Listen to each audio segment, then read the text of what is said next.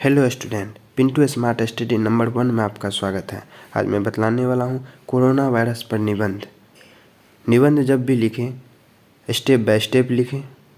चलिए student start करते हैं कोरोना वायरस पर स्टेप बाय स्टेप निबंध। इसके कुछ बिंदु हैं।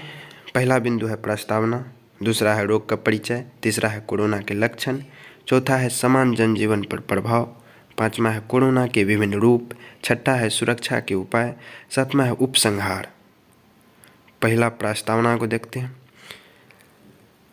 विश्व स्वास्थ्य संगठन ने कोरोना वायरस को महामारी घोषित कर दिया। विश्व स्वास्थ्य संगठन WHO ने कोरोना वायरस को क्या किया? महामारी घोषित कर दिया। कोरोना वायरस बहुत सूक्ष्म लेकिन प्रभावी वायरस है। कोरोना वायरस बहुत सूक्ष्म लेकिन प्रभावी वायरस है। कोरोना वायरस मानव के बाल की तुलना में 900 गुना छोटा है। मानव के बाल जितना बड़ा होता है उससे 900 गुना छोटा होते हुए भी लेकिन कोरोना का संक्रमण दुनिया भर में तेजी से फैल रहा है। अब कोरोना एक रोग है जिसका हम परिचय जानते हैं। कोरोना एक वायरस जनित रोग है जिसने महामारी का रूप ले लिया है और समस्त संसार में तबाही मचा रहा है। इस रोग की शुरुआत जुखाम एवं खांसी मात्र से होती है जो धीरे धीरे आगे चलकर एक विकराल रूप ले लेती है और रोगी के श्वसन तंत्र को बुरी तरह प्रभावित करती है। इतनी बुरी तरह कि कई बार रोगी की मृत्यु भी हो जाती है। अब इसके कुछ लक्षण हैं। कोरोना के लक्षण: बुखार और सर्दी खांसी, गले में खराश, शरीर में थकान, सांस लेने में दिक्कत, ये सबसे प्रमुख लक्षण है। मांसपेशियों में जकड़न, लंबे समय तक थकान। उसके बाद है समान जनजीवन पर प्रभाव। कोरोना का जो प्रभाव पड़ा हमारे जीवन पर वो क्या क्या पड़ा?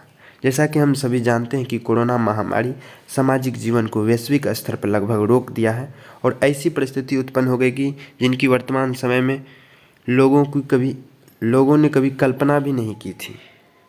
इस महामारी ने न केवल शारीरिक रूप से गंभीर क्षति पहुंचाई बल्कि मानव के आर्थिक, पारिवारिक और सामाजिक जीवन को भी गंभीरतम आघात पहुंचाया। पूरे विश्व में भय और आशंका की लहर इस महामारी ने पैदा कर दी। यहाँ तक कि व्यक्ति के रोजमर्रा के जीवन तक को भी प्रतिबंधों में बांट दिया। अब जानते हैं कोरोना के रूप क्या क्या हैं। हम लोग कोरोना की शुरुआत से अब तक इसके विभिन्न रूप सामने आ चुके हैं। हम जानते हैं कि कोरोना की शुरुआत से अब तक इसके कई रूप आ चुके हैं सामने। सबसे पहला जो है, सबसे प्रारंभिक रूप को कोविड-19 कहा गया और इसके दूसरे रूप को डेल्टा कहा गया। अब तीसरा रूप आ गया है। अब इसका तीसरा रूप भी आ गया है जिसे ओमिक्रॉन कहा गया है। क्या कहा गया है? ओमिक्रॉन। तीसरा रूप ओमिक्रॉन कहा गया। अब छठा है इसका सुरक्षा के उपाय। अब हम जानते हैं कि कोरोना की सुरक्षा हम कैसे करें।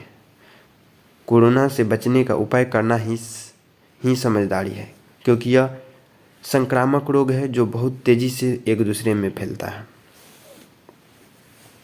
इससे बचने के लिए अपने हाथों को मुख से दूर ही रखें जिससे कि संक्रमण होने पर भी आपके अंदर न जा पाए। लोगों से 5 से 6 फीट की दूरी सदैव बनाए रखें।